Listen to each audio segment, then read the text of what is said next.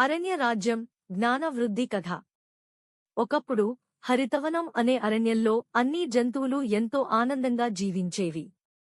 ఆ అరణ్యానికి సింహం సమర్థమైన రాజు. అందరూ రాజును గౌరవించేవారు, ఎందుకంటే సింహం ధైర్యంతో పాటు న్యాయాన్ని కూడా పాటించేది. ఒకరోజు అరణ్యంలో కొత్తగా వచ్చిన తెలివైన నక్క పేరు చతురు తన మేధస్సుతో ఎలాగైనా రాజుగారి దగ్గర మంచి స్థానం సంపాదించాలని నిర్ణయించుకుంది. కాని అది తప్పు మార్గాన్ని ఎంచుకుంది. చతురు నక్క సింహానికి దగ్గరగా ఉండి ఇతర జంతువులపై చెడు ఆరోపణలు చేయడం మొదలుపెట్టింది. అతనొక మోసగాడు, ఇతడు నీ విశ్వాసానికి అర్హుడు కాదు అంటూ నక్క ఎవరి గురించి అయితే మాట్లాడితే వారిపై రాజు అనుమానం పెరిగిపోయింది. అది చూసిన పాత జంతువులు గజరాజు, ఏనుగు, మాయలు, మైలు, మృగరాజు, పులి చాలా బాధపడ్డారు. వారికి తెలిసిన నిజాన్ని చెప్పాలనుకున్నా నక్క చతురతతో రాజుగారి చెవిలో విషం పోస్తూ ఉండింది. కొంతకాలానికి అరణ్యంలో కలహాలు మొదలయ్యాయి.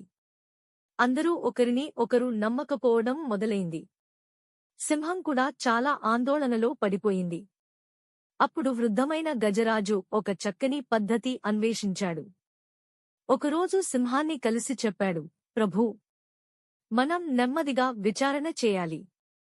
ఎవరి మాటల్లో నిజం ఉందో, ఎవరి పనుల్లో మంచితనముందో సాక్ష్యాలతో తెలుసుకుందాం. సింహం అంగీకరించింది. అందరికీ ఒక పరీక్ష పెట్టింది. ఒకరి గురించి చెడిగా మాట్లాడడం కాదు, ఎవరి మంచితనాన్ని చూపించండి. ఆ రోజు నుంచి అందరూ ఇతరుల గొప్పతనాన్ని ప్రస్తావించటం మొదలుపెట్టారు. మృగరాజు తెలిపాడు, గజరాజు ఏనాడూ వృధాగా కోపం చూపడు. మాయలు చెప్పింది, మృగరాజు తన శక్తిని ఇతరులను రక్షించటానికి ఉపయోగిస్తాడు. కాని చతురు నక్క మాత్రం ఎవరి గురించి చెప్పాలో తెలియక గందరగోళానికి లోనయింది. ఎందుకంటే అది ఎప్పుడూ నిందించడమే నేర్చుకుంది, పొగడటం కాదు కదా. ఆ పరీక్షలో చివరకు నక్క ఓడిపోయింది. సింహం సత్యాన్ని గ్రహించింది. వెంటనే నక్కను రాజ్యం నుంచి వెళ్లగొట్టింది. అరణ్యానికి మళ్లీ శాంతి వచ్చింది. అందరూ పరస్పరం విశ్వసిస్తూ ఆనందంగా జీవించసాగారు.